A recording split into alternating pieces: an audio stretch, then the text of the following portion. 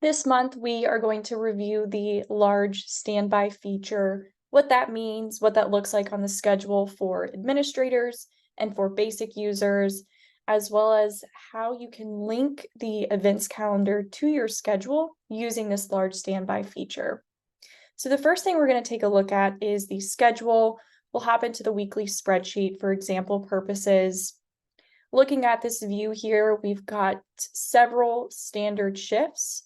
And then we have an events shift down here that is set up with a standby format.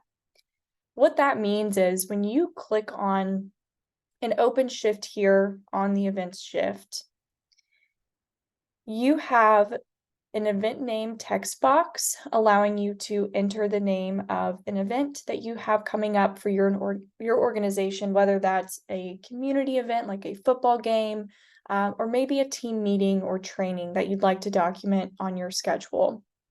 So you can plug in the name of the event here in that text box, and then you have the option to leave this member dropdown as open, meaning that your employees can bid for this shift as it's any other standard shift, right? So they'll see this training event added to the schedule. They can click on that and then bid or sign up for that shift.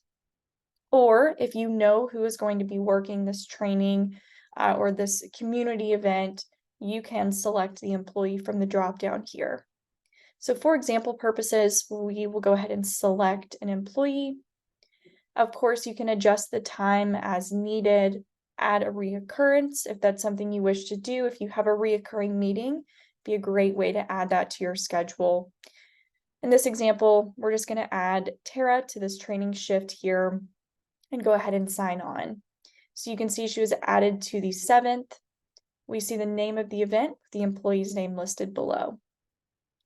Now, if we were to schedule an event and leave this member dropdown as open, again, giving the employees the opportunity to bid or sign up for that shift, we would simply just plug in the name here. We'll go with training again.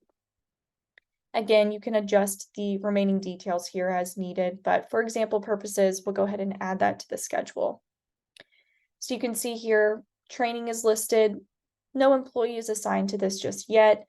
So your employees now, as long as they are cleared for this medic position, can click on the training event and they can go ahead and sign on that way.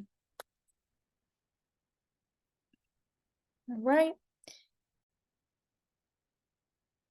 Now with any standby shift, we can customize that like we can for other shifts on your schedule. So if you'd rather the shift be titled standby or something more specific, we can do that. We can create as many positions as you might need. And of course, the time is flexible as well. So we can adjust that based on your specific needs. If you do not have a standby shift on your schedule and you'd like the ability to type in a specific event name, please reach out to us. I'd be happy to get that added for you. Now, the one last thing that I will note about the standby setup, these shifts, when set up as a standby, are going to default to be closed at all times for your basic users. Right now, I am logged in as an administrator, so this shift appears to be open to me. But if I were to be logged in as a basic user, this shift would be grayed out, similar to how you see this PTO section here. So your employees will not be able to bid or sign up for a standby shift until it is added, like we just did here. So until you actually create an event and add that to your schedule, your employees will not be able to interact with this shift. All right. Now, the second piece of this is linking a shift or linking an event from the events calendar to a shift on your schedule. So I'm going to open up the events calendar here and we'll go ahead and click on this Friday as an example. So we'll click on number 8 here to open up this screen. I have the large standby feature turned on our demo site. So our event type is actually going to default to this large standby. Now, if I were to change this, I'm not going to have the ability to link the event to my schedule. If you want that feature, you'll have to select large standby and we'll have to turn that feature on the back end as well. Okay, So we'll go through here as normal and we'll plug in the details. Maybe there's a football game this Friday.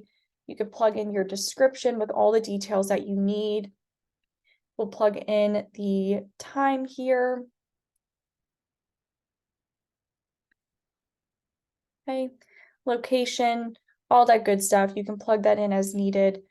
Down here at the bottom, this add additional personnel box, this is what's important because this is how you'll actually link it to your shift. So depending on how your shift is set up, how many positions you have, this box might look different for you. I can see the max that we have for each position is 1, right? Because we have 1 medic and 1 EMT. So in this example, we're just going to plug in 1 because we want 1 of each. You might have a max of 10 and choose only, 5 of each, depending on the event. Right, now I've got my details plugged in. I'm going to go ahead and click update and close. And now what I can do is view the event from the events calendar. Employees can click on this and view the description, the location, and all the details that you've plugged in there. However, they cannot sign up for the event from the events calendar. The sign up process is going to take place on your schedule. So if we hop back into the weekly spreadsheet, I can see the football game's been added here. I've got the times in here that I specified. And now again, employees can click on this football game shift and bid or sign up for this as they would with any other shift. Right? And lastly, we'll take a quick look at the dashboard here. Because we added that football game from the events calendar, you're going to see that under upcoming events right here on the dashboard. Right? If you have any questions on that large standby feature, the large standby setup of a shift on your schedule, linking a shift to the events calendar, please reach out to support. Be happy to help or get any of this set up for you.